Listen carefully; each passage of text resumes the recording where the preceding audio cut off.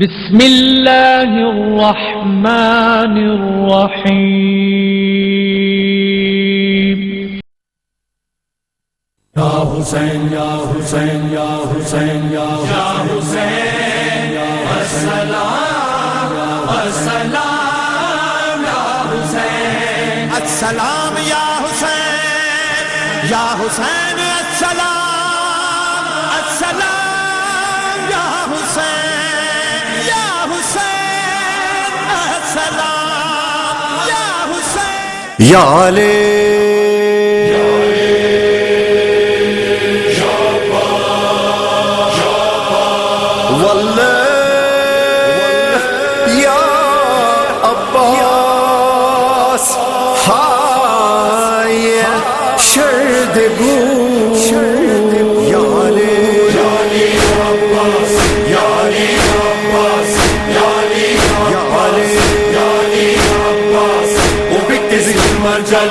لسات شهید کرباله او بیکتی مرجاله لسات شهید کرباله یا علی عباس یا علی عباس یا غیر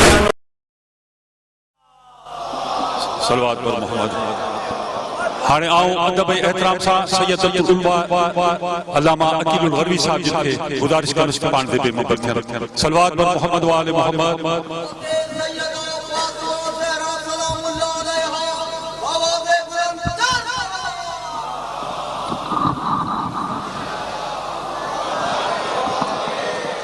فاتحة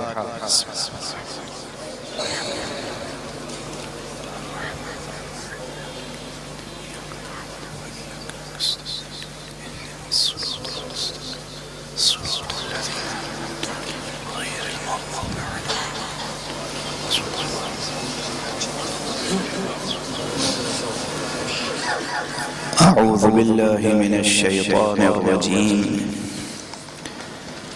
بسم الله الرحمن الرحيم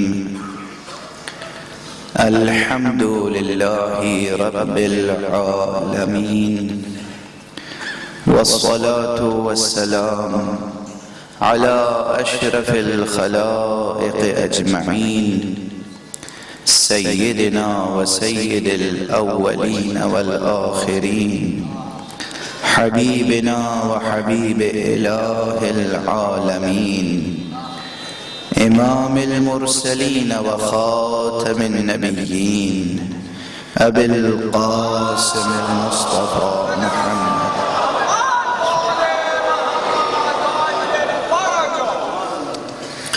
وعلى أهل بيته الطيبين الطاهرين الهداة المهديين المعصومين المظلومين واللعنة الدائمة على أعداء الدين أجمعين أما بعد فقد قال الله تعالى عز اسمه في محكم كتابه ومتقن خطابه بسم الله الرحمن الرحيم إنما المؤمنون الذين آمنوا بالله ورسوله ثم لم يرتابوا وجاهدوا بأموالهم وأنفسهم في سبيل الله أولئك هم الصادقون صلوات محمد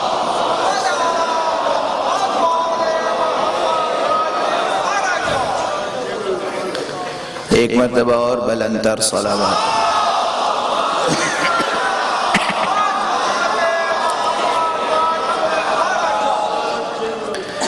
برادران عزیز برادران ایمانی و انسانی برادران حسینی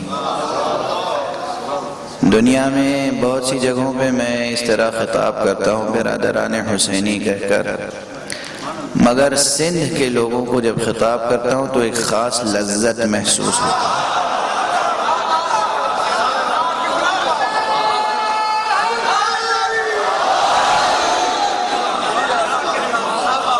اللہ اس سرزمین کو اور اس کے تمام رہنے والوں کو اپنی ہر تمام مصیبتوں سے محفوظ رکھے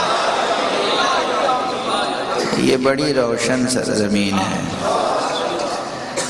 یہ سرزمین بھی سرزمین ولایت ہے.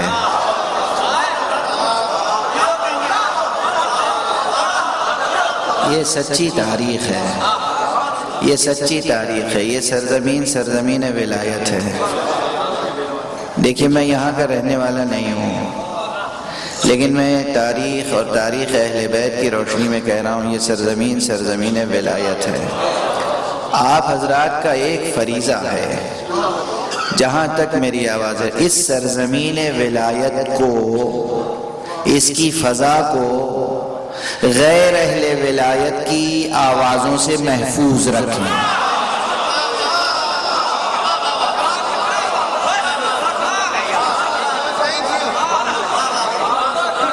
یہ آپ سب کا فریضہ ہے. اگر کہیں کوئی آواز اٹھے، کوئی آئے کہے کہ علی کی ولایت میں یہ اگر ہے اور وہ مگر، اسے رد کر دیجئے، اسے اپنے حلقے میں جگہ نہ دیجئے. ولایت امیر المؤمنین علی ابن ابی طالب علیہ السلام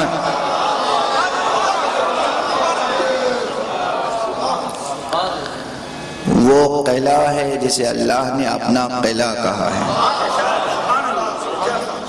میں پہلے بھی یہ حدیث پڑھ چکا ہوں، آپ کو سنا چکا ہوں، مگر مکرر سنا رہا ہوں، اس لیے کہ جملہ میرا نہیں ہے، جملہ حضرت حق سبحانہ وتعالی کا ہے. اللہ نے ارشاد فرمایا ہے ولایت علی ابن ابی طالب حصنی. علی ابن ابی طالب کی ولایت میرا مضبوط قلعہ ہے. اللہ فرما رہا ہے میرا قلعہ ہے. فمن دخل حصنی، جو میرے قلعے میں داخل ہو گیا، امن من عذابی، وہ میرے عذاب سے محفوظ ہو.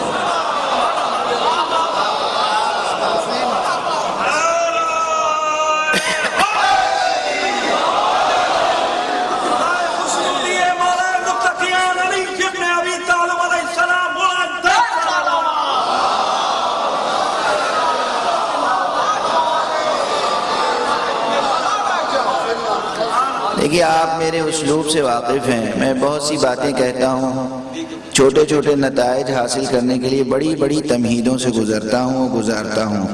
دلیل، استدلال، برہان، منطق، فلسفہ، حوالہ سب چیزوں کا آتا ہے، مگر یہ بات میں نے براہ راست کہہ دی. اس لیے براہ راست کہہ دی کہ مجھے یقین ہے کہ اس کے دلائل آپ کے سامنے منکشف ہیں، وجداناً منکشف ہیں. پھر یہ حدیث قدسی ہے. اللہ سبحانہ وتعالی کا ارشاد ہے. البتہ اس حدیث کی صداقت کیسے دریافت کی جائے؟ کل میں نے بات صداقت کی بحث سے شروع کی تھی، مگر ظاہر ہے کہ صداقت کی بحث شروع ہوئی اور فوراً اہل صداقت تک پہنچ گئی. تو بیچ میں جو تسلسل ہونا چاہیے منطقی انسانی فکر کے مطابق، وہ تسلسل باقی نہیں رہ سکا. کل میں نے تمہید مجلس میں گزارش کی تھی کہ یہ آیت کریمہ سورہ مبارکہ حجرات کی، اس کا آخری لفظ ہے صادقون. اولئک هم الصادقون، وہی وہ ہیں جو سچے ہیں. وہی اولئک هم الصادقون، وہی وہ ہیں جو سچے ہیں. تاکید ہے، حاصر ہے. کون سچے ہیں؟ پھر سچے ہیں، یہ دیکھیے پہلی بات تو یہ سمجھ لیجئے کہ یہ سچ اور جھوٹ یہ دو الفاظ ایسے ہیں کہ ڈکشنریز میں لنگوسٹکس کے نقطہ نظر سے، لیکسیکوگرافی کے نقطہ نظر سے، یعنی فن لغت نگاری کے نقطہ نظر سے اس پہ جو کچھ بھی لکھا گیا ہو، منطق میں جو کچھ بھی لکھا گیا ہو کہ قضایا صدق و کذب، قضایا کا معیار کیا ہے؟ قضایا یعنی قضیہ کی جمع ہے، قضایا یعنی پریپوزیشنز، جو پریپوزیشنز ہیں لاجیکل، ان کا جو انفیرنس ہوتا ہے، جو نتیجہ ہوتا ہے، جو کنکلوژن ہوتا ہے، اس کے ٹرو ہونے اور فالس ہونے کا معیار کیا ہے؟ اس پر بہت کچھ لکھا گیا ہے، فلاسفرز نے لکھا اور سائنٹسٹ حضرات نے لکھا، بہت کچھ لکھا۔ اس پر اگر پیور ایکیڈمک ڈسکشن ہو تو بہت طویل ہو سکتا ہے، لیکن یہ یاد رکھیے کہ سچ کا ایک معیار میں ابھی ذکر کر رہا ہوں۔ سچ اور جھوٹ یہ دو ایسی حقیقتیں ہیں جو نفس انسانی میں راسخ ہیں، نفس انسانی میں راسخ ہیں۔ نفس انسانی خود صدق و کذب قضایا کی میزان ہے۔ نفس انسانی، روح انسانی، ضمیر انسانی خود صدق و کذب قضایا کی میزان ہے، اور عظیم الشان میزان ہے۔ یہ میزان وہ ہے جسے اللہ سبحانہ و تعالی نے خود خلق فرمایا ہے۔ تو کسی قضیے کے صدق و کذب کا معیار انسان کا اپنا نفس بھی ہوتا ہے، لیکن چونکہ یہ دنیا دار غفلت ہے، اس لیے علمی سہارے بھی لیے جاتے ہیں، خارجی سہارے لیے جاتے ہیں، منطقی استدلال اور ریاضیاتی استدلال، میتھمیٹکس کا سہارا لیتے ہیں ہم کسی چیز کے صحیح اور غلط کے فیصلے کے لیے۔ سائنس کی جتنی تھیوریز آتی ہیں ان تمام تھیوریز میں میتھمیٹکس کا دخل ہوتا ہے۔ کیوں دخل ہوتا ہے؟ کیوں دخل ہوتا ہے؟ صدق و کذب کا معیار مقرر کرنے کے لیے، کیا صحیح ہے، کیا غلط ہے، کیا ٹرو ہے، کیا فالس ہے۔ تو یہ قضیہ چھوٹا نہیں ہے، بہت بڑا قضیہ ہے۔ لیکن اسی ضمن میں نے گزارش کی تھی کہ ہر فن میں، ہر علم میں صدق اور کذب کا معیار اس فن کے نقطہ نظر سے ہوتا ہے۔ شعر میں بھی شعری صداقت ہوتی ہے، یعنی کیا؟ یعنی جو پوئٹک ٹریڈیشنز چلی آ رہی ہیں، اگر کسی شاعر نے کوئی شعر کہا اور وہ شعر، اس میں جو مضمون ہے، جو تخیل ہے، جو مضمون ہے، وہ مضمون شعری روایت کے مطابق ہوا تو کہتے ہیں اس میں شعری صداقت پائی جاتی ہے، اور اگر اس کے مطابق نہیں ہوا تو کہیں گے کہ یہ شعر ہی نہیں ہے، یہ کیا شعر، تک بندی ہے، قافیہ پیمائی ہے، دو منظوم مصرے ہیں، شعر نہیں ہے۔ شعر کو شعری صداقت کا حامل ہونا چاہیے۔ اس کی چھوٹی سی مثال ہے، مثلا معمولاً شاعری میں محبت کا تذکرہ ہوتا ہے، ایک محبوب ہوتا ہے، ایک محب ہوتا ہے، ایک معشوق ہوتا ہے، ایک عاشق ہوتا ہے۔ اب عاشق کی کچھ نفسیات معلوم ہیں کہ کیا ہوتی ہیں، معشوق کی نفسیات معلوم ہیں کہ کیا ہوتی ہیں۔ کوئی شعر ایسا کہے جو عاشق کی نفسیات کے خلاف ہو یا معشوق کی نفسیات کے خلاف ہو یا عشق کے آداب کے خلاف ہو، جیسے ہی کوئی ایسا کلام آئے گا کہ جو عشق کے آداب کے خلاف ہے، اسے ذہن ریجیکٹ کر دے گا، کہہ دے گا نہیں یہ شعر نہیں ہے، یہ تک بندی ہے، یہ بھی کوئی شعر ہوا، اس لیے کہ اس میں عشق کے آداب کا خیال نہیں رکھا گیا۔ عشق کا اپنا ادب ہے، عشق ادب سکھاتا ہے، بے ادبی نہیں سکھاتا۔ عشق ادب سکھاتا ہے، بے ادبی نہیں سکھاتا، گستاخیاں نہیں سکھاتا۔ سمجھ رہے ہیں آپ؟ عشق ہر طرح کا ادب سکھاتا ہے۔ عشق اس خاک کو تپا کے سونا نہیں کندن بنا دیتا ہے۔ اگر آپ عاشقان محمد و آل محمد ہیں علیہم الصلاۃ والسلام، اگر آپ عاشقان محمد و آل محمد، آپ کی طبیعت میں، آپ کے مزاج میں، آپ کی زبان میں، آپ کے لہجے میں، آپ کے برتاؤ میں، آپ کے بیہیویئر میں، آپ کی نشست و برخاست میں، آپ کی زندگی میں کچھ ادب ہونے چاہیے، آداب ہونے چاہیے، تہذیب ہونی چاہیے، جس تہذیب پر آپ ناز کر سکیں۔ یہ یاد رکھیے گا، عشق بے ادبی نہیں سکھاتا۔ میر تقی میر اردو کا کتنا بڑا شاعر ہے، لوگ اسے خدائے سخن کہتے ہیں، ناخدائے سخن کہتے ہیں۔ عشق عاشقانہ شاعری میر کی غضب کی شاعری ہے، مگر کیا کہہ گئے ہیں میر؟ دور بیٹھا غبار میر اس سے، دور بیٹھا غبار میر اس سے، عشق بن یہ ادب نہیں آتا۔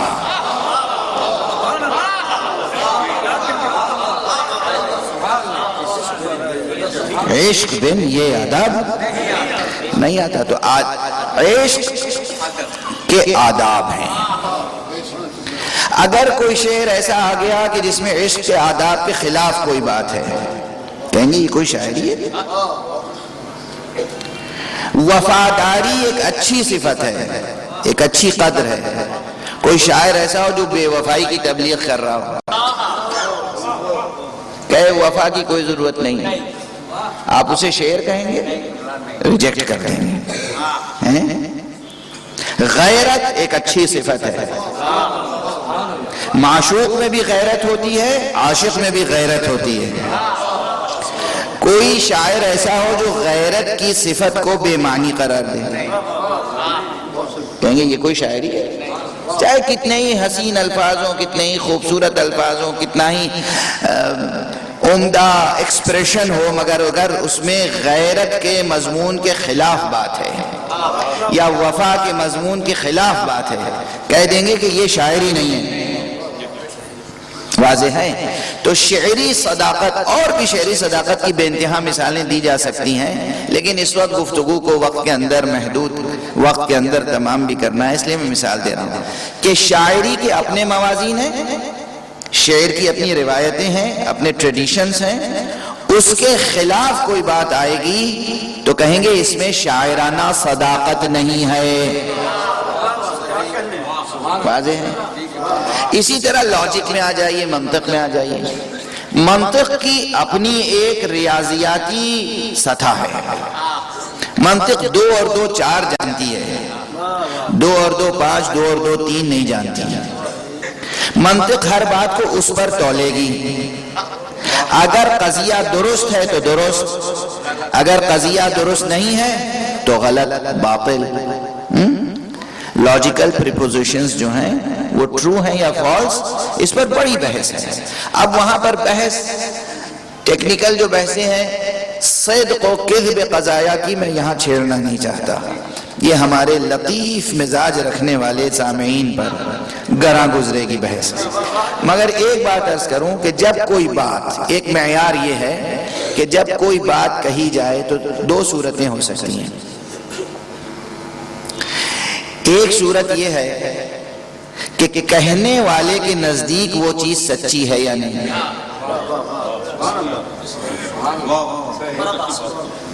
بلکہ 3 شکلیں ہو سکتی ہیں۔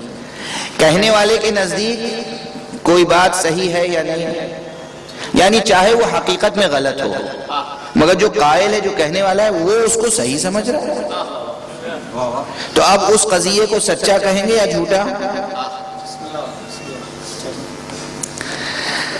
فرض کیجئے میں اس کی مثال شرعی دے دوں،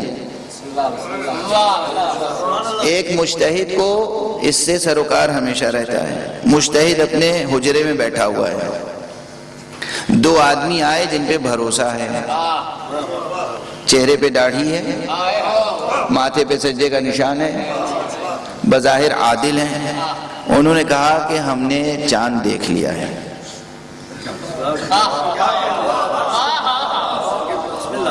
ہم نے چاند دیکھ لیا ہے۔ مجتہد کیا کرے گا؟ مجتہد اعلان کر دے گا کہ چاند شرعاً ثابت ہو گیا، کل انشاءاللہ عید ہے۔ یہ جو 2 کہنے والے ہیں یہ اس مجتہد کے نزدیک سچے ہیں۔ مجتہد علم غیب نہیں رکھتا،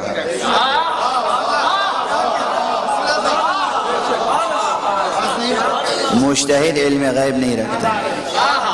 اس مجتہد کے نزدیک یہ دو گواہ سچتے ہیں. تو شریعت نے ایک معیار مقرر کیا ہے کہ دو عادل گواہ اگر گواہی دے دیں تو منہ تسلیم کر لو. دو عادل گواہوں نے گواہی دے دی, یہ ہم نے تسلیم کر لیا, اعلان کر دیا. میرا اعلان سچ ہے یا جھوٹ, ٹرو ہے یا فالس؟ میرا بیان ٹرو. پتا چلا کہ وہ دونوں فیبریکیٹڈ تھے, وہ دونوں بندے پلانٹڈ تھے. بعد میں پتا چلا کہ وہ جو داڑھی تھی وہ بھی بازار سے لے کے لگا لی تھی. یہ سجدے کا نشان سچا اور اصلی نہیں تھا, یہ میک اپ تھا.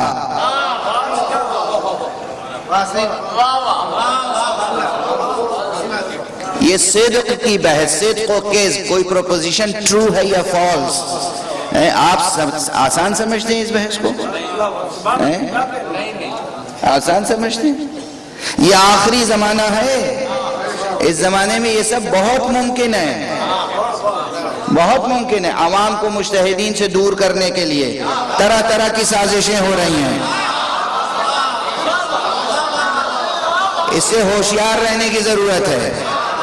مجتہد کو سمجھیں کہ وہ کیا ہے, معصوم نہیں ہے, علم غیب نہیں رکھتا ہے, علم لدنی نہیں رکھتا ہے. وہ شریعت کے موازین کے مطابق کچھ کہہ رہا ہے, اس سے اس طرح کہلوایا جائے کہ اس کی بات بعد میں غلط ثابت ہو جائے, اور پھر کہا جائے دیکھیں صاحب یہ آپ کے مجتہد ہیں.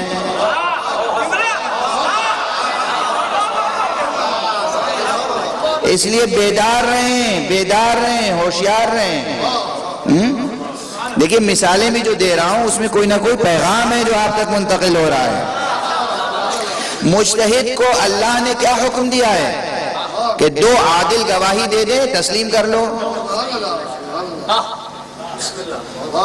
مجتہد کے سامنے دو عادل گواہ لائے گئے, بلکہ ان کے ساتھ 10-20 اور آئے, سب گواہی دے رہے ہیں ہم نے ان کو کبھی جھوٹ بولتے نہیں دیکھا, یہ بڑے نمازی ہیں, بڑے پرہیزگار ہیں. مجتہد نے بھی غور سے دیکھا, عینک لگا کے دیکھی, ماتھے پر جو ہے سجدے کا نشان ہے, چہرے پہ داڑھی ہے, کہہ رہے ہم نے چاند دیکھ لیا.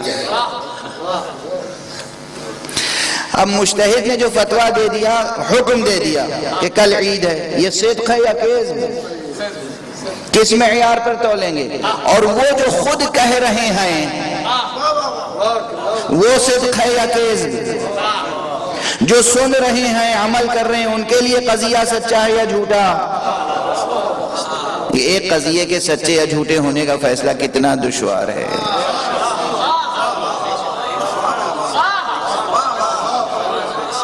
کتنا دشوار ہے. جب سامنے کی بات, گریز کر رہا ہوں مثالیں دیتے ہوئے, گریز کر رہا ہوں, جب سامنے کی بات ہے آج دو عادل آ کر گواہی دے دیں, بظاہر عادل, بظاہر جو حکم مجتہد دے گا وہ کتنا دشوار ہے, کتنا پرکھنا چاہیے. اب مجتہدین کی دشواری کو سمجھیے کہ مجتہدین ہر مسئلے میں نہ جانے 10-20 بلکہ سینکڑوں حدیثوں اور روایتوں کو کھنگالتے ہیں. پیغمبر نے فرمایا تھا, کس نے نقل کیا؟ فلاں صاحب نے نقل کیا, فلاں صاحب نے نقل کیا, فلاں صاحب نے, فلاں سے فلاں نے نقل کیا, فلاں سے فلاں نے نقل کیا. 1400 برس کے عرصے میں جتنوں نے نقل کیا سب کے کردار کو پرکھا جائے.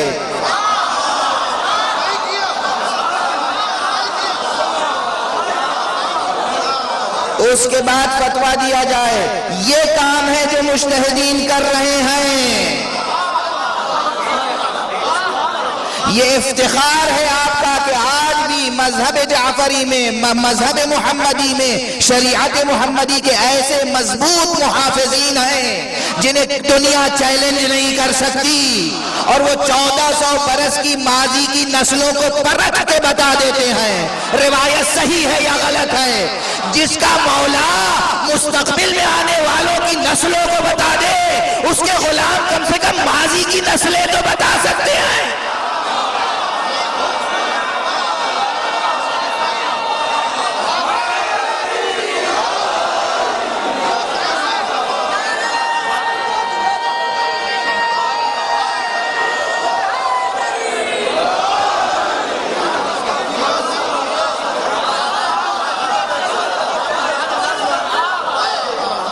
مولا مستقبل کو جانتے ہیں. رسول اللہ صلی اللہ علیہ وآلہ وسلم، امیر المومنین علی ابن ابی طالب علیہ السلام، دونوں کے لیے روایت صراحتاً موجود ہے.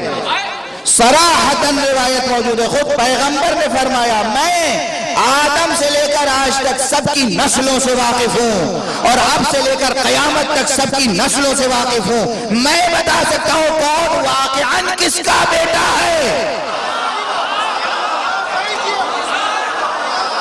یہ پیغمبر نے فرمایا، کسی اور نے نہیں، پیغمبر نے فرمایا، تاریخ میں موجود ہے.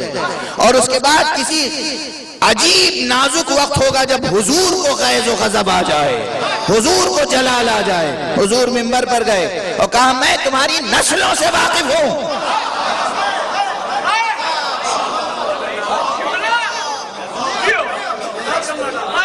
میں تمہاری نسلوں سے واقف ہوں. ایک گستاخ کھڑا ہو گیا، اس نے کہا بتائیے میرے باپ کا کیا نام ہے؟ کہا بتا دوں گا تو شرمندہ ہو جائے گا.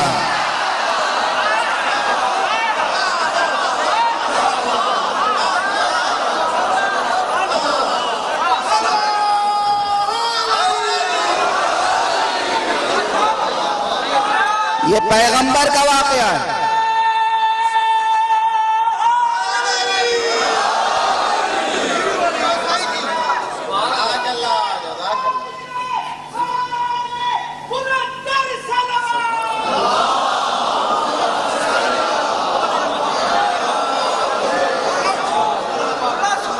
دوسرا شخص اٹھا، اس نے کہا یا رسول اللہ میرے والدین کے بارے میں بتائیے. کہا تم جس باپ کے نام سے معروف ہو وہی تمہارا باپ ہے. اس نے شکر ادا کیا، بیٹھ گیا. ایک تیسرا کھڑا ہوا، آپ نے کہا وہ فلاں چرواہا تمہارا باپ ہے. شرمندہ ہو گیا، مضطرب ہو گیا، چہرہ سیاہ پڑ گیا، بیٹھ گیا سر جھکا کر. لوگوں نے دیکھا اگر آج رسول بولتے رہے تو قیامت آ جائے گی. فوراً کھڑے ہوئے کہا یا رسول اللہ آپ رحمت للعالمین ہیں. جیسے ہی کہا رحمت للعالمین ہیں، حضور خاموش ہو گئے.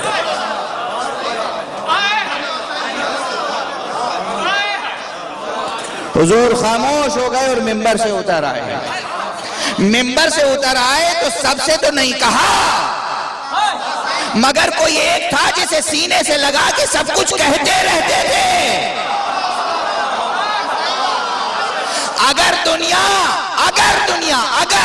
میں نہیں کہہ رہا ہوں، اگر دنیا علی کے ذاتی علم کا انکار کرے تو کم سے کم اس کا انکار نہیں کر سکتی کہ علی نے پیغمبر سے علم حاصل کیا تھا. یہ پیغمبر کا دیا ہوا علم تھا کہ میدان جنگ میں علی کہتے تھے کہ جب میری شمشیر کی زد پہ کوئی آتا ہے تو میں 7 نسلوں تک دیکھ لیتا ہوں. کون مومن پیدا ہونے والا ہے، کون منافق پیدا ہونے والا ہے. توجہ ہے. ارے یہ سبب ہے. آپ دیکھیے دنیا میں کون کون گزرا اور اس کی نسل میں کیسے کیسے مومن پیدا ہوئے. کمال تو فتح مندی کا یہ ہے کہ باپ دشمن علی رہا، بیٹا عاشق علی.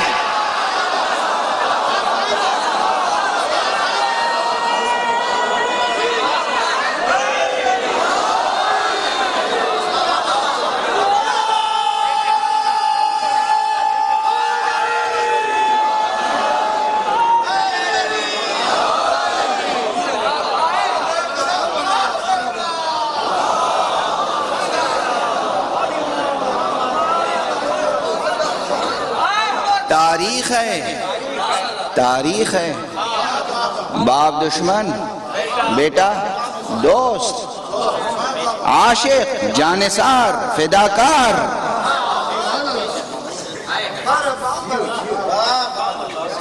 جب لوگ کہتے ہیں کہ علی نے آخر یا پیغمبر صلی اللہ علیہ وآلہ وسلم،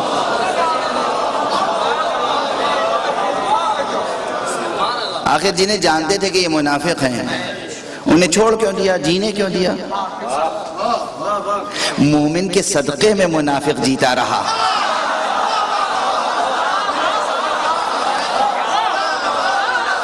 اس کی نسل میں جو مومن تھے ان کے تصدق میں وہ جیتا رہا.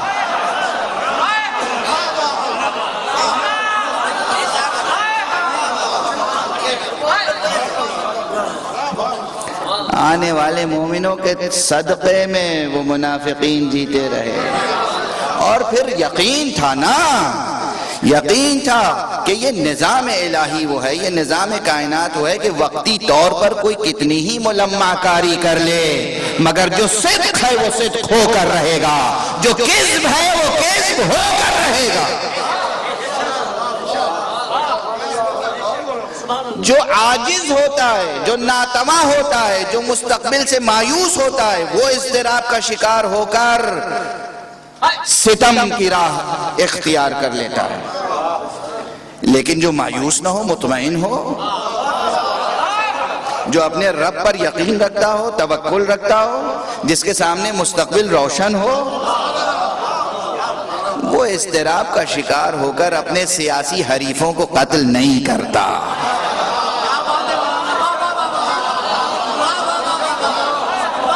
پھر اپنے وقتی سیاسی حریفوں کو قتل وہ کرتا ہے جس کا اپنا اقتدار بھی وقتی ہو.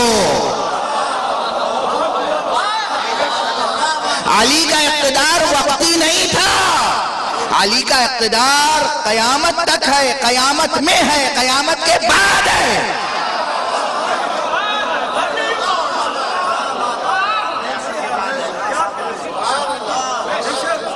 علی کا اقتدار.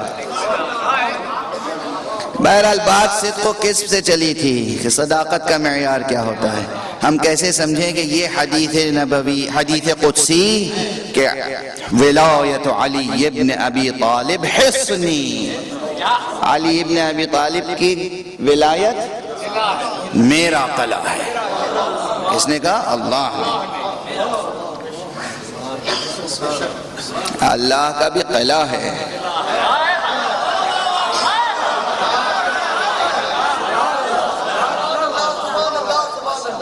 اللہ کی جب کرسی ہے، اللہ کا جب عرش ہے، اللہ کا جب گھر ہے تو اللہ کا قلعہ بھی ہے.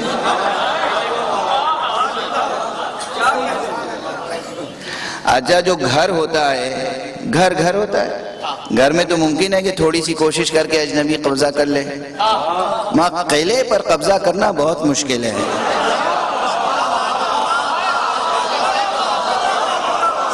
تو خانہ کعبہ گھر تھا اللہ کا، اس پہ 360 بتوں نے قبضہ کر لیا تھا، مگر جب قلعہ دار آ گیا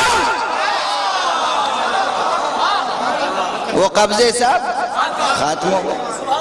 علی ابن ابی طالب کی ولایت میرا قلعہ ہے، ولایت قلعہ ہے، ولایت حصار ہے، ولایت قلعہ ہے. توجہ ہے؟ ولایت علی ابن ابی طالب حصنی فمن دخل حصنی، جو اس میں داخل ہو گیا آمن من عذابی، میرے عذاب سے محفوظ ہو گیا، محفوظ ہو گیا. ولایت علی میں کمی نہ آنے دیجیے گا.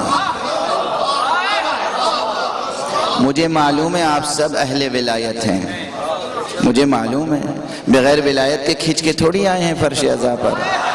مجھے معلوم ہے آپ سب اہل ولایت ہیں، مگر یہ دنیا دار غفلت ہے. روزانہ فتنے ہو رہے ہیں، روزانہ سازشیں ہو رہی ہیں، روزانہ شورشیں ہو رہی ہیں، روزانہ شکوک و شبہات پیدا کیے جا رہے ہیں. کمال آپ کا یہ ہے کہ دل میں شک نہ آنے پائے. اس امانت کو محفوظ رکھیں اور نئی نسلوں تک پوری امانت داری اور دیانت داری سے منتقل فرمائیں. کچھ بھی تعلیم دیں، جدید علوم میں بہتر سے بہتر تعلیم دیں، بہتر سے بہتر اسکول میں بھیجیں، بہتر سے بہتر کالج میں بھیجیں، بہتر سے بہتر یونیورسٹی میں بھیجیں. دنیا کے تمام علوم سیکھیں مگر اس روایت کو باقی رکھیں کہ گھر میں ماں کے دودھ کے ساتھ ولایت علی ابن ابی طالب کا درس مسلسل رہے. ایمان کی بہت سی علامتیں ہیں، اسلام کی بہت سی علامتیں ہیں، مگر یہ دو علامتیں سب پر غالب ہیں: عشق علی اور غم حسین.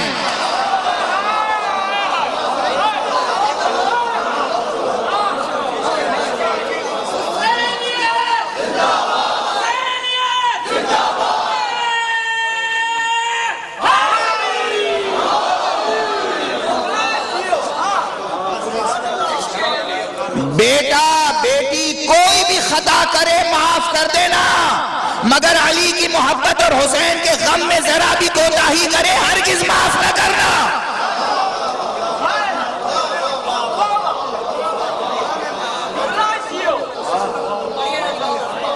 بھلانا نہیں عزیزوں میرے یہ جملے، علی کی محبت میں کوتاہی نظر آئے تو معاف نہ کرنا، حسین کے غم میں کوتاہی نظر آئے تو معاف نہ کرنا۔ اس کے علاوہ بڑی سے بڑی غلطی معاف کر سکتے ہو، خدا بھی معاف کر دے گا۔ آپ کو خوش کرنے کے لیے نہیں کہہ رہا ہوں یہ جملے، آپ کی واہ واہ کے لیے نہیں کہہ رہا ہوں یہ جملے۔ سوچئے گا کیوں کہہ رہا ہوں، کیا کہہ رہا ہوں، کس دور میں کہہ رہا ہوں، کس زمانے میں کہہ رہا ہوں۔ ان دو چیزوں میں کمی نہ آنے پائے، ان دو چیزوں میں کمی نہ آنے پائے۔ باہر آگے بڑھاتا ہوں گفتگو۔ یہ ہے حدیث قدسی، اس کی صداقت کیسے سمجھی جائے۔ ایک اور حدیث قدسی ہے جو بالکل اسی آہنگ میں ہے، اور وہ ہے کلمۃ لا الہ الا اللہ حصنی۔ بالکل یہی عبارت ہے، فمن دخل حصنی امن من عذابی۔ کلمہ لا الہ الا اللہ میرا قلعہ ہے، جو اس میں داخل ہو گیا وہ میرے عذاب سے محفوظ ہو گیا۔ ایک جگہ کہا گیا کلمہ لا الہ الا اللہ میرا قلعہ ہے، ایک جگہ کیا ولایت علی ابن ابی طالب میرا قلعہ ہے۔ دونوں اللہ کے قلعے ہیں۔ ولایت علی میں اگر کلمہ لا الہ الا اللہ محفوظ نہ ہو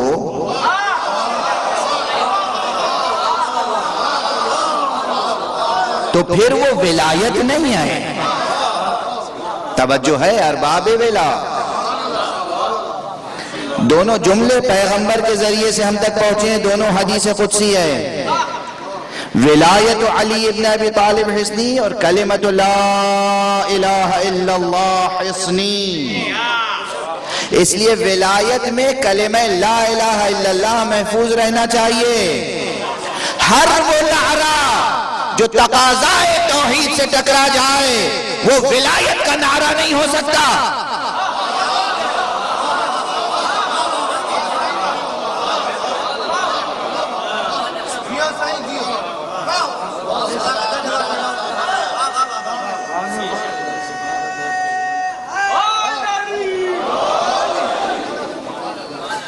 ہر وہ نعرہ ولایت کا نعرہ ہوگا جس میں توحید محفوظ رہے، عشق خدا کی سرشاری بھی رہے۔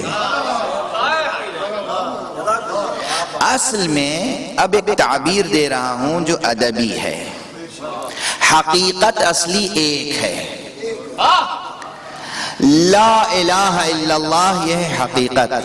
اس حقیقت سے وفاداری کا نام ہے ولایت علی۔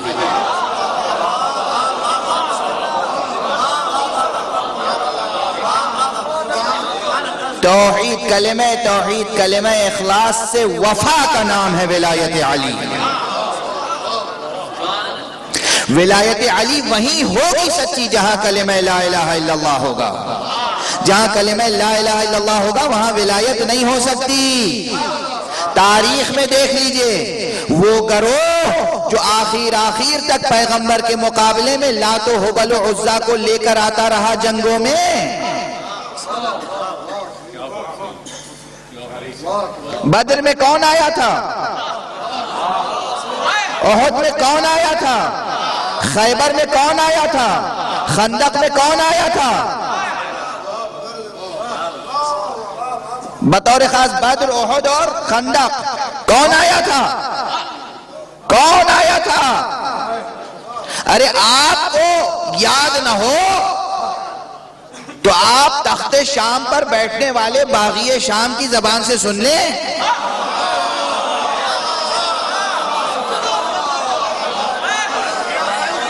یزید فخر سے کہہ رہا تھا کہ بدر میں جو مارے گئے وہ میرے بزرگ تھے۔ یزید کہہ رہا تھا لیتا شیاخی بے بدرن شہدو، کاش آج کربلا کے بعد جب اسیران اہل حرم آئے ہیں تو اس وقت یزید لعنت اللہ علیہ، اس نے کہا کہ آج بدر میں جو ہمارے بزرگ قتل ہوئے کاش ہوتے اور دیکھتے کہ ہم نے محمد کی آل سے کیسا بدلہ لیا ہے۔ تاریخ میں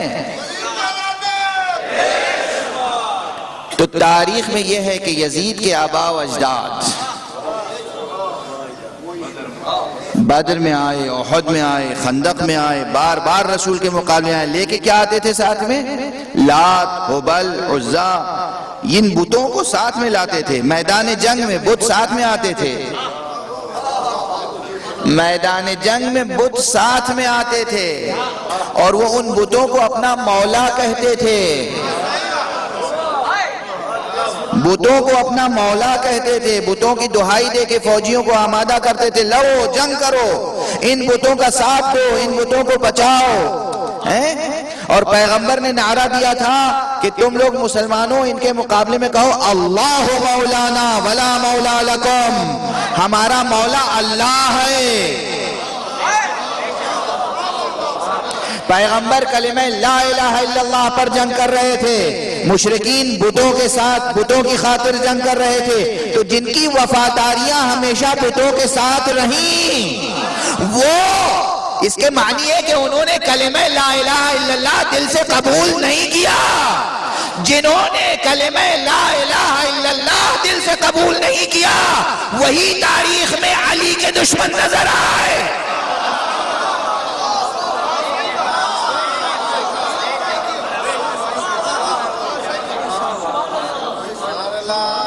یہ ہے زندہ تاریخ، یہ سچی تاریخ، یہ سچی تاریخ۔ اس لیے ولایت علی کا تعلق لا الہ الا اللہ سے ہے۔ یہ حدیث بالکل درست ہے، اس میں کسی قسم کی کمزوری نہیں ہے۔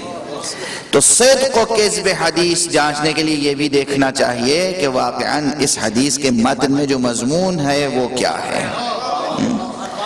شاعروں میں شعری صداقت پرکھنے کا معیار الگ ہے، منطق میں شعری حقیقت کا معیار پرکھنے کا طریقہ الگ ہے، حدیث میں معیار الگ ہے۔ ہر علم و فن میں صداقت کو پرکھنے کا معیار اس علم و فن کے مطابق ہے۔ اب قرآن مجید میں جو آیا اولئک ھم الصادقون، یہی وہ ہیں جو سچے ہیں، یہ کیوں آیا، کیوں پہچنوایا جا رہا ہے؟ قرآن کیوں پہچنوا رہا ہے کہ یہی وہ ہیں جو سچے ہیں؟ دیکھیں یہاں بھی نام نہیں لیا ہے، خدا کی قسم یہاں بھی نام نہیں لیا ہے۔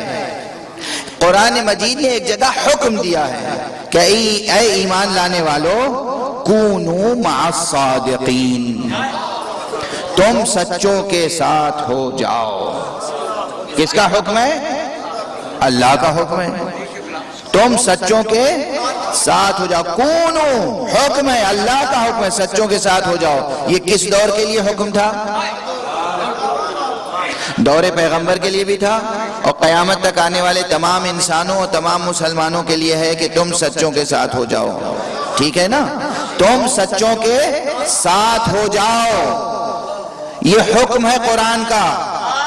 اس حکم کو سنانے کے بعد اللہ نے سچوں کا فیصلہ بھی امت پہ نہیں چھوڑا۔ یہ نہیں کہ تم جسے سچا سمجھ لو اس کے ساتھ ہو جاؤ، نہیں، ہم بتائیں گے سچا کون ہے،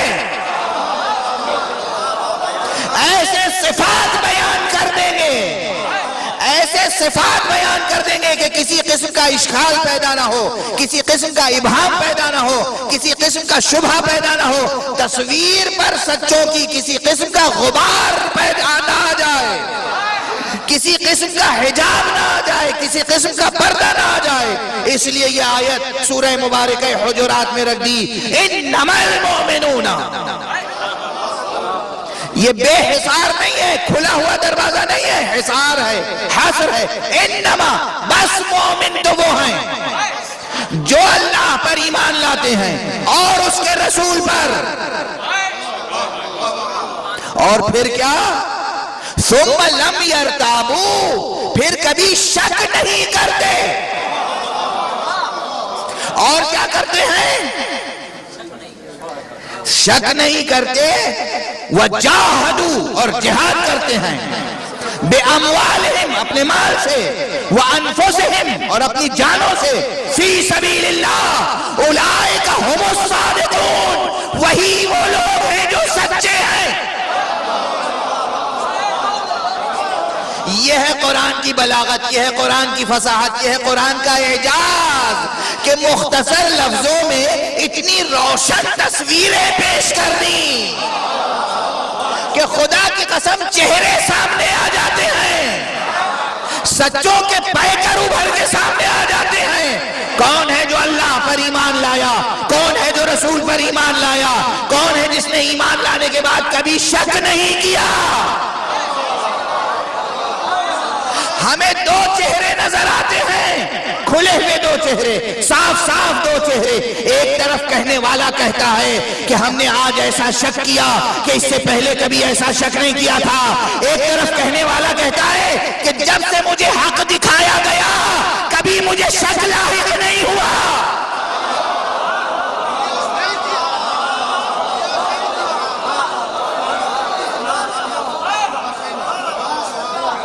یہ دوسرے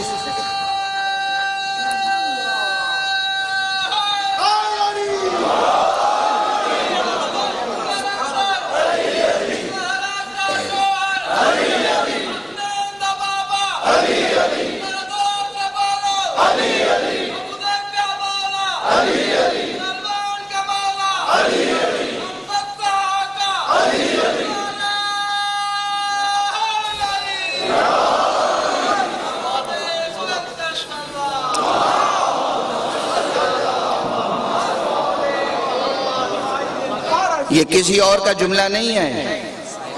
آپ نے نعرہ حیدری لگایا اس لیے کہ آپ کو معلوم ہے یہ جملہ ان کے علاوہ کسی کا ہو نہیں سکتا.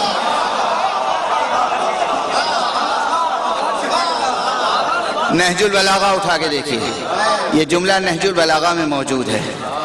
جب سے مجھے حق دکھایا گیا، علی فرماتے ہیں میں نے کبھی شک نہیں کیا جب سے مجھے حق دکھایا گیا. میں نے کبھی شک نہیں کیا جب سے مجھے حق دکھایا گیا. علی کو حق سنایا نہیں گیا، علی کو حق دکھایا گیا.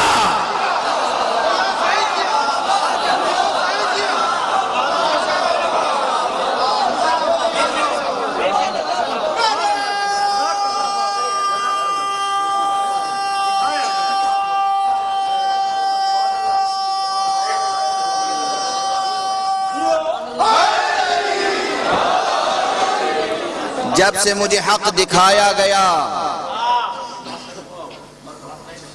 ما شککت قط مذ اریت الحق، کبھی بھی میں نے شک نہیں کیا جب سے مجھے حق دکھایا گیا.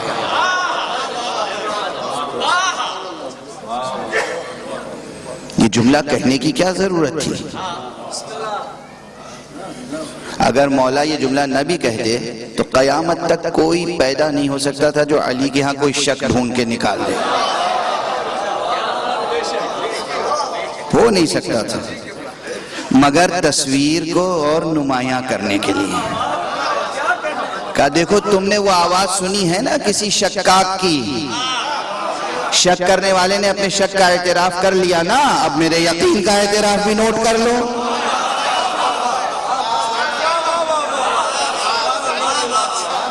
اب میرے یقین کا اعتراف بھی نوٹ کر لو. اور یہ عدم شک کے بعد یقین کا اعلان بھی کیا. ابھی تو یہ پہلی منزل ہے کہ کبھی میں نے شک نہیں کیا جب سے مجھے حق دکھایا گیا. اور یقین تو میرا وہ ہے کہ لو کشف الغطاء لمزددت یقینا، اگر پردے ہٹا دیے جائیں تو میرے یقین میں اب کوئی اضافہ ہونے والا نہیں ہے. ایک طرف یقین کی وہ بلندی، ایک طرف شک کی وہ پستی، پھر بھی آپ کہتے ہیں سب برابر ہے.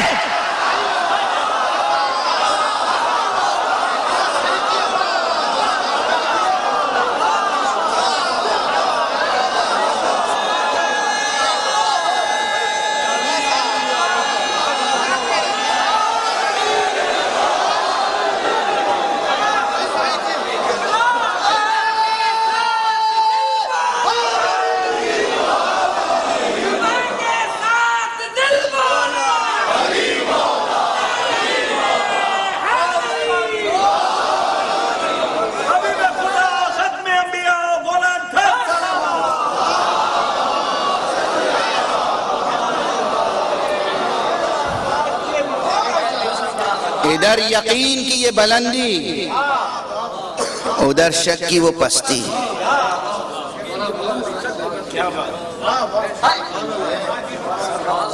پھر بھی سب برابر ہو سکتے ہیں. یہ جملہ میں اپنا دہرا رہا ہوں. آپ کے ملک میں بھی کیسے کیسے لوگ پیدا ہوتے رہتے ہیں. ایک صاحب تھے، خیر وہ اپنی منزل تک پہنچ گئے.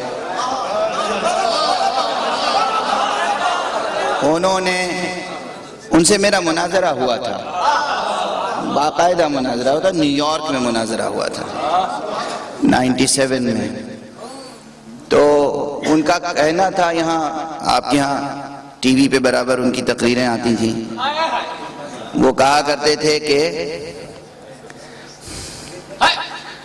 دنیا والوں کے لیے بڑی پراسرار شخصیت تھی.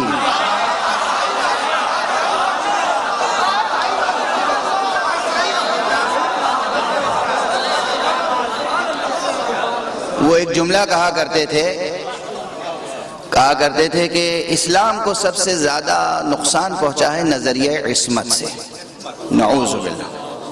ذرا سوچ کی پستی دیکھیے. یہ جملہ بار بار کہا ہے انہوں نے، کہ یہ جو نظریہ عصمت ہے نا، نظریہ عصمت، اس سے اسلام کو سب سے زیادہ نقصان پہنچا. اور ابھی ایک صاحب زندہ ہیں، لندن میں میرے گھر تشریف لائے تھے ملاقات کے لیے. اور اس کے بعد انہوں نے، بظاہر وہ بہت اچھی تقریریں کرتے ہیں، آپ ان کی تقریریں سن کے خوش بھی ہوتے ہیں، مگر ساتھ ساتھ یہ بھی فرماتے ہیں کہ علی معصوم نہیں تھے. اب جب آپ نے کہہ دیا علی معصوم نہیں تھے تو لاکھ تعریف کرتے رہیے، اس تعریف کا کیا معیار ہے؟ کس کو دھوکہ دے رہے ہیں؟ کیا میسج دے رہے ہیں؟ کیا پیغام دے رہے ہیں؟ دیکھیے، آپ لوگ غیروں کی زبانی اپنے مولا کی مداحی سن کے بہت خوش ہو جاتے ہیں. میں ایک بات کہنا چاہتا ہوں، اسے گرہ میں باندھ لیجئے گا. ہمارے مولا کسی نااہل کی مداحی کے محتاج نہیں ہیں.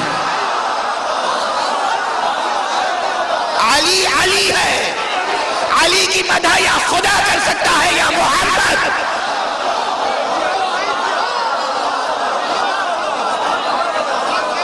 علی کسی نااہل کی تعریف کا نیاز مند نہیں ہے. لوگ علی کی مدح کر کے اپنا قد بلند کرتے ہیں، ورنہ علی کسی کی مدح کا محتاج نہیں ہے. ایک طرف فرما دیا علی معصوم نہیں ہے، دوسری طرف علی کی مداحی ہو رہی ہے. یہ کون سی مداحی ہے؟ اور فرما رہے ہیں. اس لیے میں ایک جملہ عرض کر رہا ہوں کہ جو لوگ یہ کہتے ہیں کہ عصمت کے نظریے سے نقصان پہنچا ہے، وہ یہ یاد رکھیں کہ عصمت کے نظریے سے نقصان نہیں پہنچا ہے اسلام کو. اسلام کو اس نظریے سے سب سے زیادہ نقصان پہنچا ہے کہ مظلوم اور ظالم دونوں برابر، سچے جھوٹے دونوں برابر، غاصب مستحق دونوں برابر، یقین کا رکھنے والا شک کرنے والا دونوں برابر، نماز ادا کرنے والا اور نماز کو بھلا دینے والا دونوں برابر، متقی غیر متقی سب برابر. یہ سب برابر کے نظریے نے اسلام کو برابر کر دیا. آج جو مسلمان ذلیل ہو رہے ہیں، رسوا ہو رہے ہیں، اسلام کا نام نیچا ہو رہا ہے، وہ اس نظریے کے مطابق، اس نظریے کے نتیجے میں. ورنہ اگر عصمت کا نظریہ درمیان میں رہتا، ارباب عصمت کا دامن تھامے رہتے، تو ہمیشہ بلندیوں کا سفر جاری رہتا.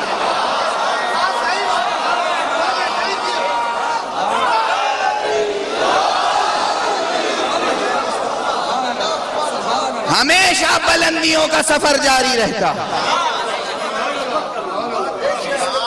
اور دیکھیے اب جملہ آگے بڑھا رہا ہوں، ایک جملہ گفتگو آگے بڑھ جائے. انما المؤمنون الذین آمنوا باللہ ورسولہ. بے شک، بتحقیق، سچ یہ ہے، صدق یہ ہے کہ مومن تو بس وہی ہیں جو اللہ پر ایمان لائے اور اس کے رسول پہ ایمان لائے، اور اس کے بعد ثم لم یرتابوا، پھر کبھی شک نہیں لائے، پھر انہوں نے کبھی شک نہیں کیا۔ اچھا، یقین اور شک کا فیصلہ کہاں ہوتا ہے؟ ڈرائنگ روم میں؟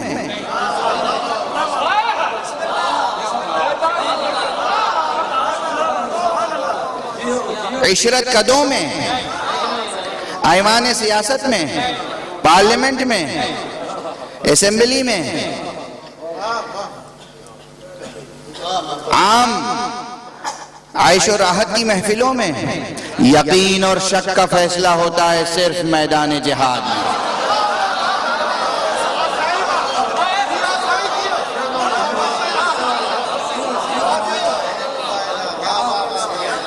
یقین اور شک کا فیصلہ ہوتا ہے صرف میدان میں۔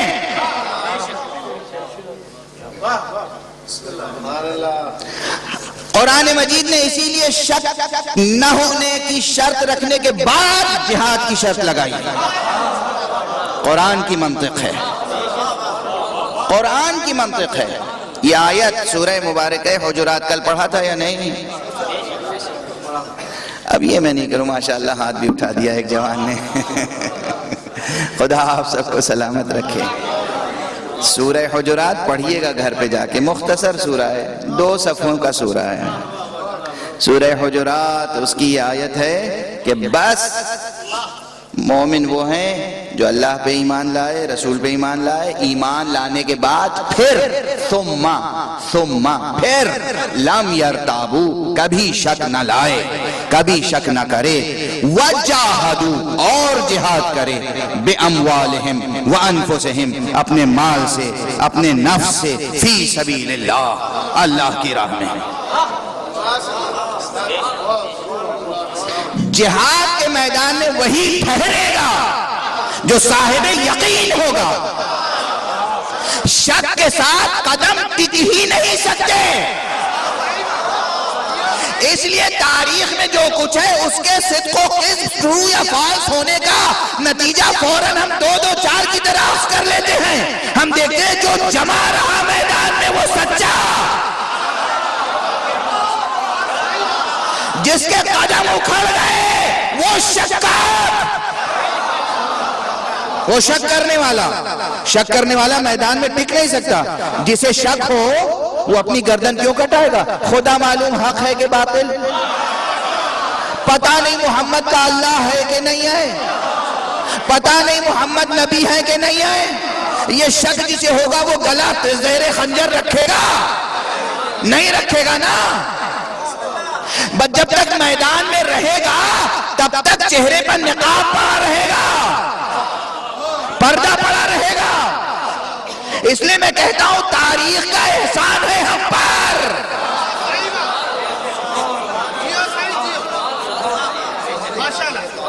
تاریخ کا احسان ہے ہم پر کہ میدان احد سے فرار کرنے والوں نے فرار کیا، پہاڑیوں پہ پناہ لی۔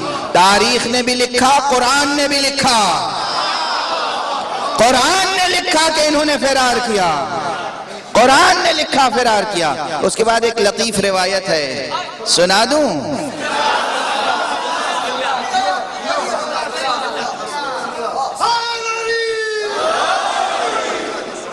ایک نہیں 2 روایتیں سناؤں گا، دونوں ضروری ہیں۔ کتاب کا نام یاد رکھیے، کتاب کا نام ہے مسند امام احمد ابن حنبل۔ بھولیں گے تو نہیں؟ کتاب مسند احمد ابن حنبل، اس میں ایک روایت ہے کہ مولا امیر المومنین علی ابن ابی طالب علیہ الصلاۃ والسلام نے ایک سے پوچھا کہ بتاؤ کیا تم ہی نہیں تھے جس نے احد میں یہ نعرہ بلند کیا تھا کہ محمد قاتل ہو گئے، تم لوگ اپنے دین کی طرف پلٹ جاؤ، پلٹ جاؤ؟ کیا تم نہیں تھے؟ علی کا پوچھنا،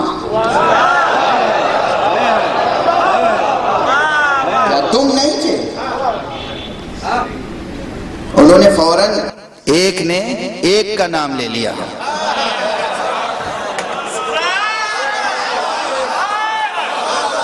اور کہا کہ نہیں میں نہیں وہ تھے.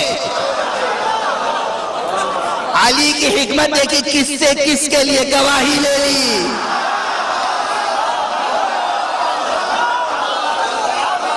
کس سے کس کے لیے گواہی لے لی. انہوں نے کہا کہ وہ تھے. علی نے کہا تم نہیں تھے. کہا نہیں میں نہیں وہ تھا. علی کے سچ میں تو کوئی شبہ نہیں کر سکتا، مگر ممکن ہے کہ جس نے کہا میں نہیں وہ تھا وہ بھی رہا ہو اور وہ بھی.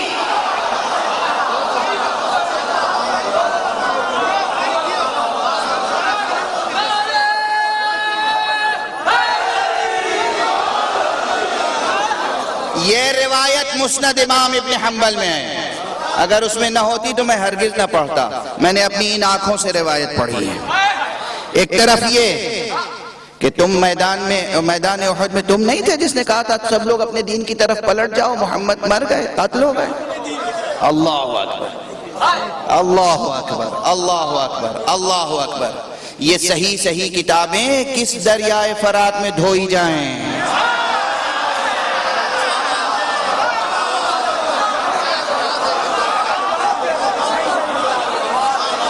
اللہ اکبر اللہ اکبر. ایک یہ روایت اور بس دوسری روایت عرض کر کے ختم کر رہا ہوں گفتگو. ایک یہ اور دوسری روایت یہ ہے کہ پیغمبر نے علی سے پوچھا علی جب سب مجھے چھوڑ کے چلے گئے تھے میدان احد میں تم کیوں نہیں چلے گئے. علی نے کیا جواب دیا؟ علی نے کیا جواب دیا؟ کہا یا رسول اللہ کیا ایمان لانے کے بعد کفر اختیار کرو؟ علی کا یہ جواب بتاتا ہے کہ پیغمبر کو میدان احد میں چھوڑ کر یا پیغمبر کو کسی بھی میدان میں معرض خطر میں چھوڑ کر چلا جانا کفر ہے. ہمیں کافر کہنے والوں اپنے اماموں کا ایمان ثابت کرو.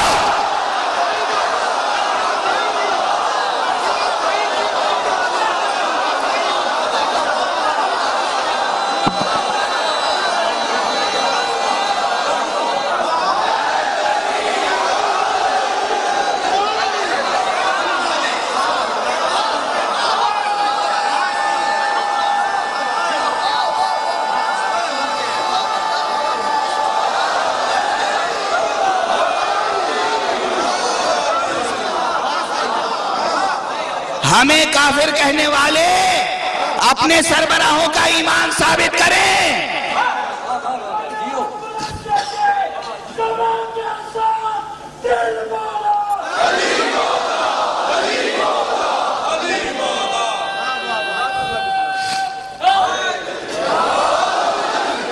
ہمیں کافر کہنے والے اپنے بزرگوں کا ایمان بتائیں، ثابت کریں. اور یہ نہ بتائیں سب سے پہلے کون ایمان لایا تھا، یہ بتائیں احد کے بعد کون ایمان لایا.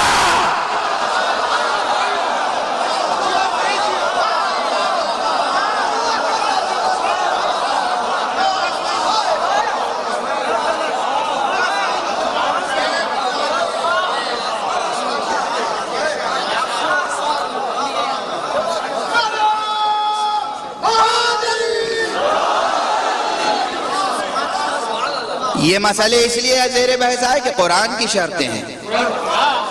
قرآن کی آیت ہے انما المؤمنون الذین. میں تو کچھ پڑھ ہی نہیں پا رہا ہوں آپ کے سامنے، آپ پڑھنے ہی نہیں دیتے. ایسا بے قابو ہو جاتے ہیں کہ پڑھنے میں بھی پھر حجاب آتا ہے، پردے ڈالنے پڑتے ہیں. پردے ڈالنے آپ کے جذبوں کو دیکھ کے رسول کی وہ حدیث سمجھ میں آتی ہے. رسول نے فرمایا اے علی میں تمہارے فضائل اس لیے بیان نہیں کرتا کہ کہیں میری امت اسی فتنے میں مبتلا نہ ہو جائے جس فتنے میں عیسیٰ کی امت مبتلا ہوئی تھی.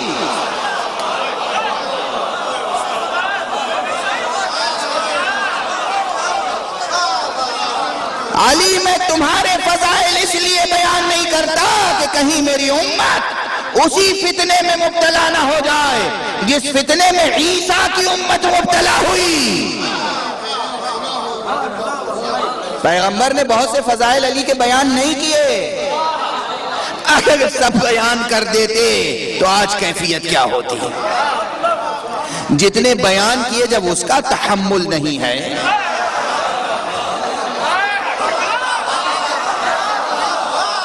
جو بیان کیا اس کا تحمل نہیں ہے، وہ پاکیزہ ظرف نہیں ملتے، وہ وسیع ظرف نہیں ملتے، وہ وسیع قلب نہیں ملتے جن میں فضائل علی کی سمائی ہو۔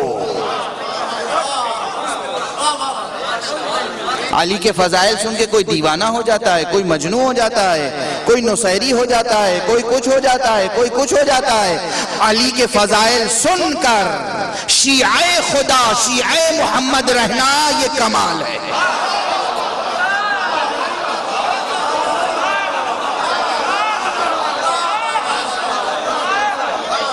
نصیری ہو جانا کمال نہیں ہے، دیوانہ ہو جانا کمال نہیں ہے، علی کے فضائل سن کر خدا کو پہچاننا کمال ہے۔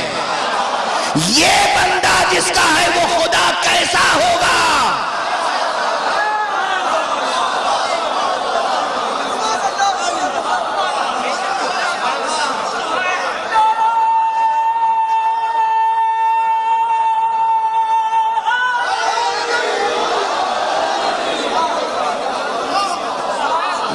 جس کا بندہ ہے، یہ جسے سجدہ کرتا ہے، یہ جس کی راہ میں خون بہاتا ہے، وہ خدا کیا ہوگا، کیسا ہوگا؟ توجہ ہے، علی جسے سجدہ کرتے ہیں وہ خدا کیسا ہوگا؟ علی کے ذریعے سے خدا کو دریافت کرنا کمال تشیع ہے۔ شیعہ کہتے اسے ہیں جو علی کے حوالے سے خدا تک پہنچے، شیعہ کہتے اسے ہیں جو علی کے حوالے سے نبی تک پہنچے۔ اگر آپ نبی تک نہیں پہنچے، خدا تک نہیں پہنچے تو آپ شیعہ نہیں ہیں۔ علی کے حوالے سے نبی تک پہنچے، علی کے حوالے سے خدا تک پہنچے۔ دیکھیے یہ علی کا جملہ ہے، یا رسول اللہ اکفر بعد الایمان، کیا میں کفر کے بعد، ایمان کے بعد کفر اختیار کر لوں؟ آپ کو چھوڑ کر میدان میں چلا جاؤں؟ میدان میں آپ کو چھوڑ کے جانا کفر ہے، آپ کی نبوت میں شبہ ہے، اللہ کی وحدانیت میں شبہ ہے۔ میں یہ شبہ کیسے وارد کروں؟ یہ علی کا جملہ ہے، علی کا جملہ۔ دیکھ رہے ہیں ثم لم یرتابو، اس فقرے کی تفسیر نہیں ہو سکتی جب تک یہ سب بیان نہ ہو۔ کس خوبصورتی سے قرآن نے کس کس کے چہرے کو محفوظ کیا ہے۔ قرآن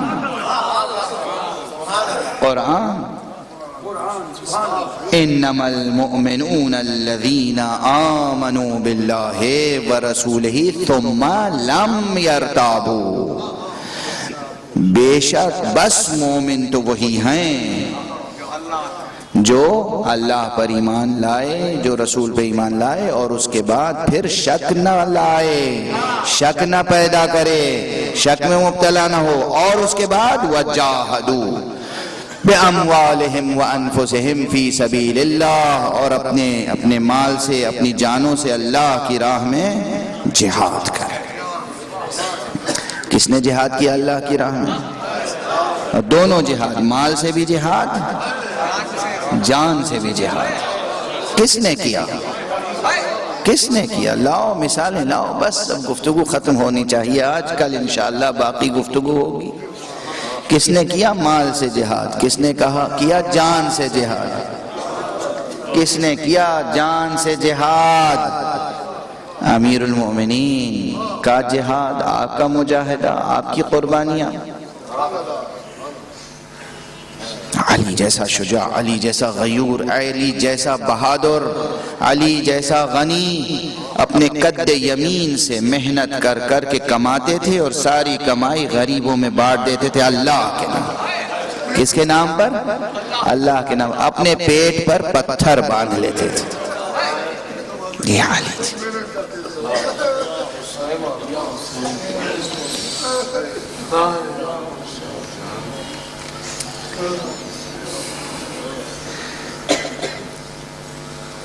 کھجوریں مجھے بہت پسند ہیں، میں بہت کھاتا ہوں، مگر یاد رکھیں جب بھی کھجور آتی ہے کبھی ایسا نہیں ہوا کہ میرے آنکھ میں آنسو نہ آ گئے ہوں۔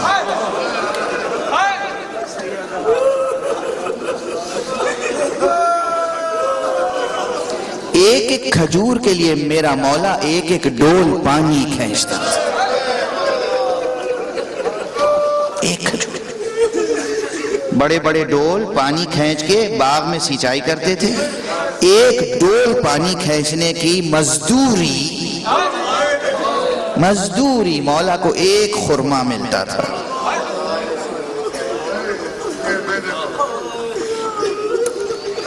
میں تو فضائل پڑھ رہا ہوں، آپ گریہ کر رہے ہیں، حق ہے، حق ہے۔ روایت ہے کہ ایک مرتبہ حسنین بھوکے ہیں، زہرا بھوکی ہیں، علی بھوکے ہیں، رسول اللہ بھوکے ہیں۔ علی آئے رسول کے پاس اور علی نے فرمایا کہ یا رسول اللہ، حسن و حسین، زہرا، میں، ہم سب بھوکے ہیں۔ رسول نے اپنی قبا کا دامن ہٹایا تو علی نے دیکھا رسول کے شکم پہ پتھر بندھا ہوا ہے۔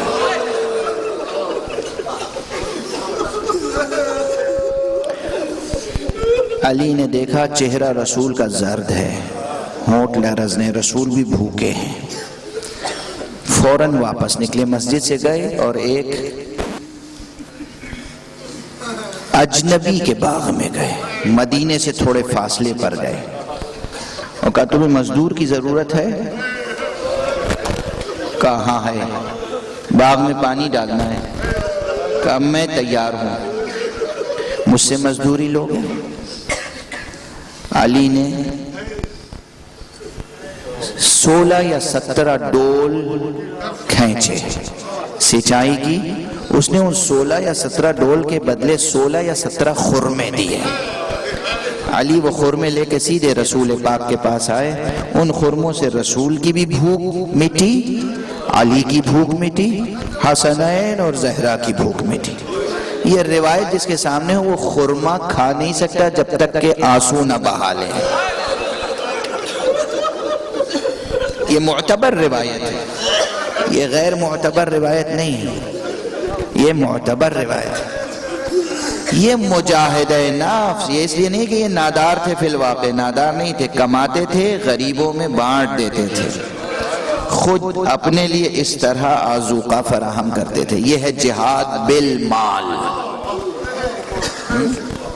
مال سے جہاد اللہ کی راہ میں۔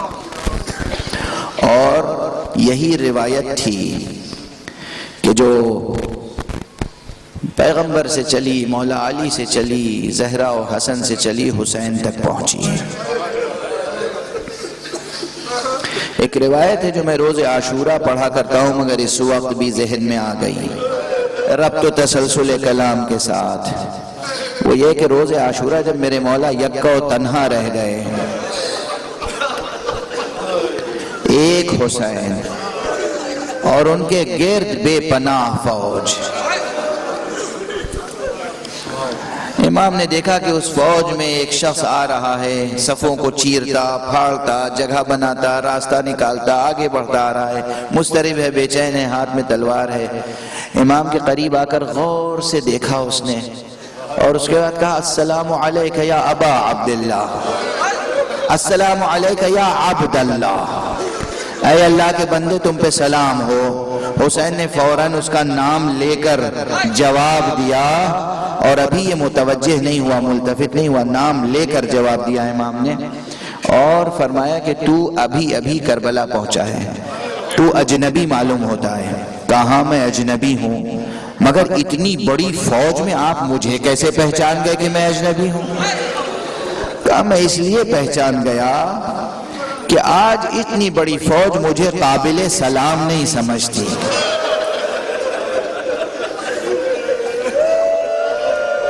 آج مجھے کوئی سلام نہیں کرتا. تو نے سلام کیا ہے اس لیے سمجھ گیا کہ اس فوج سے تیرا تعلق نہیں ہے.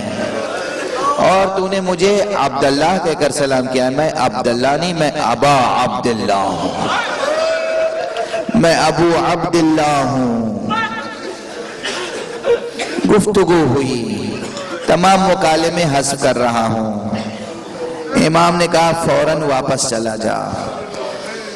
اس نے اصرار جب کیا آپ کون ہیں، اپنا پورا تعارف کرا. یہ میں کیا دیکھ رہا ہوں، آپ کے چہرے انور پہ کیسا نور ہے، آپ کے سر مبارک پہ کیسا نور ہے. زمین سے تا آسمان ایک منارہ ہے نور کا جو دیکھ رہا ہوں. آپ کون ہیں؟ یہ دنیا والے آپ کو خارجی کہہ رہے ہیں، یہ ساری فوج آپ کو قتل کرنے کے درپے ہے. آپ کون ہیں؟ کہا میں فاطمہ کا بیٹا ہوں.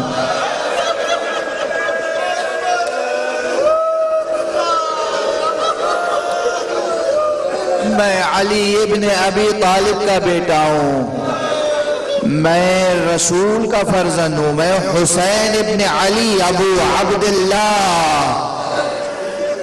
اس نے فوراً عرض کیا آپ مجھ سے خطا ہوئی، مجھ سے غلطی ہوئی، اب مجھے اجازت دیجئے کہ آپ کی طرف سے جنگ کروں، آپ کے اوپر اپنی جان نثار کروں. کہا نہیں، تیرا نام محضر شہادت میں نہیں ہے، تو واپس چلا جا. تو میرے ان لمحات کا گواہ بنے گا، ان لمحات کا راوی بنے گا. تو بعد میں بتائے گا کہ تو نے حسین کو کیسا دیکھا ہے، تو بتائے گا کتنی بڑی فوج تھی حسین کے قتل کے لیے کربلا میں. امام کے حکم سے وہ پلٹا، لیکن فوراً امام نے پھر اسے کہا کہ سن. اپنے دست مبارک سے انگشتری اتاری اور اس کے حوالے کی. کہا جب تو گھر سے نکلا تھا، تجارت کے سفر پر جا رہا تھا، تو تیری بیٹی نے تجھ سے سفارش کی تھی، فرمائش کی تھی. کہا بابا جب واپس آئیے گا تو میرے لیے انگشتری لے کے آئیے گا. تو بھول گیا بیٹی نے کیا فرمائش کی تھی. تو سفر تجارت سے واپس آیا، سامان گھر میں رکھا، بیٹی نے فوراً کہا کسی خارجی نے خروج کیا ہے. تو نے سامان رکھا، تلوار اٹھائی اور آ گیا. اب جب واپس جانا تو میری طرف سے یہ انگوٹھی بچی کو دے دینا،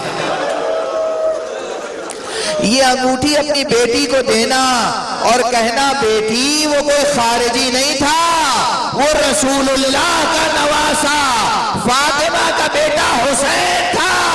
حسین حجت خدا، حسین ولی خدا، حسین انسان کامل حسین تھا. اور بیٹی حسین کو معلوم تھا کہ تیری فرمائش کیا ہے. یہ انگشتری حسین نے ہدیے میں بھیجی ہے. یہ جہاد بالمال ہمیشہ اس خاندان میں رہا اور کن نازک لمحات میں.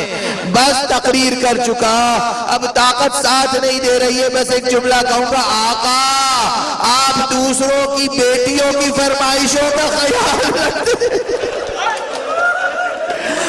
آقا آپ نے اس انسان کی بیٹی کی فرمائش پوری کی، اسے انگشتری بھیجی. اور یہ اشقیاء ہیں جو آپ کی شہادت کے بعد آپ کی بیٹی کے گوشوارے لوٹ لیتے ہیں، خلخال لوٹ لیتے ہیں، انگشتری لوٹ لیتے ہیں. آقا کربلا میں کیا کیا مصیبتیں گزر.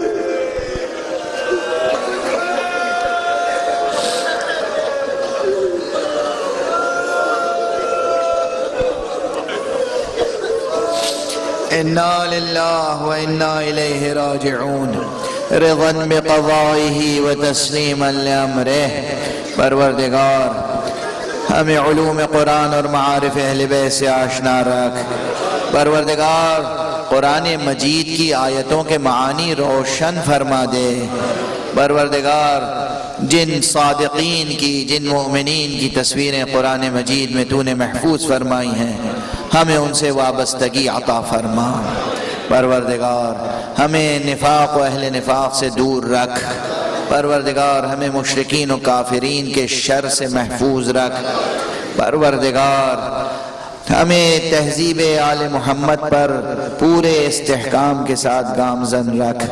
معبود ملت اسلامیہ کو تہذیب آل محمد کے سانچے میں ڈھال دے. پروردگار ملت اسلامیہ کو ولایت علی کے مضبوط قلعے میں محفوظ فرما۔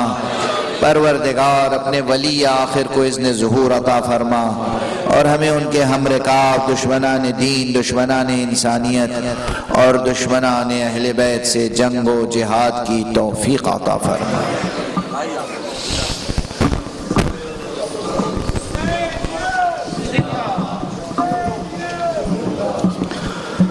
السلام علیک یا رسول اللہ، السلام علیک یا حبیب اللہ، السلام علیک یا باعث الہدی، السلام علیک یا شفیع المذنبین، السلام علیک یا رحمت للعالمین، السلام علیکم ورحمت اللہ وبرکاتہ، السلام علیک یا ابا عبداللہ الحسین،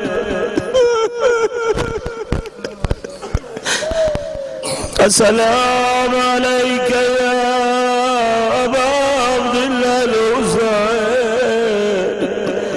السلام علیک یا ابن رسول اللہ، السلام علیک یا ابن امیر المؤمنین وابن سید الوزیر، السلام علیک یا ابن فاطمة الزہراء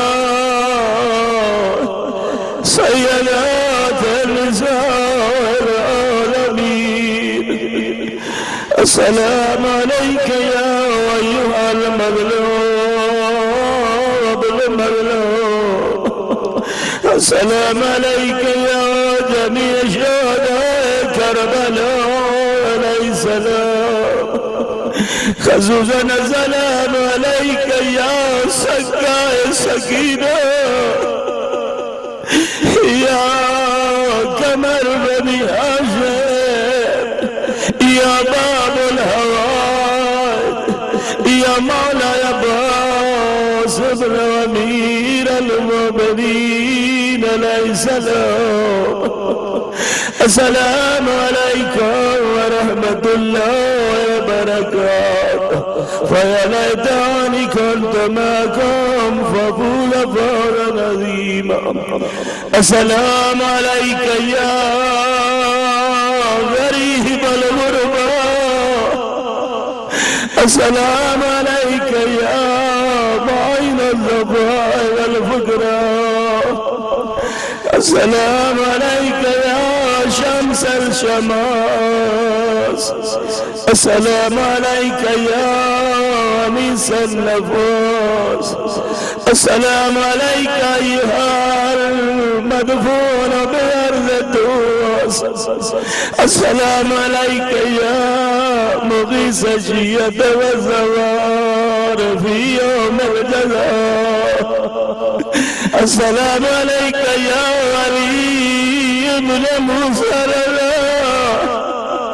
الرعلی بالقدر کلا، السلام علیکم ورحمت اللہ وبرکاتہ، السلام علیک یا العصر الاباد، الاباد الاباد الافید، السلام علیک یا شریک القرآن، السلام علیک یا خلیفۃ الرحمن، السلام علیک یا مظہر الایمان، السلام علیک یا امام الانس والجان، السلام علیک یا امام زماننا اجل اللہ تعالی فرجاک وسهل اللہ مخرجاک، السلام علیکم ورحمت اللہ وبرکاتہ، اہل بیت کے ہر دشمن کو لعنت۔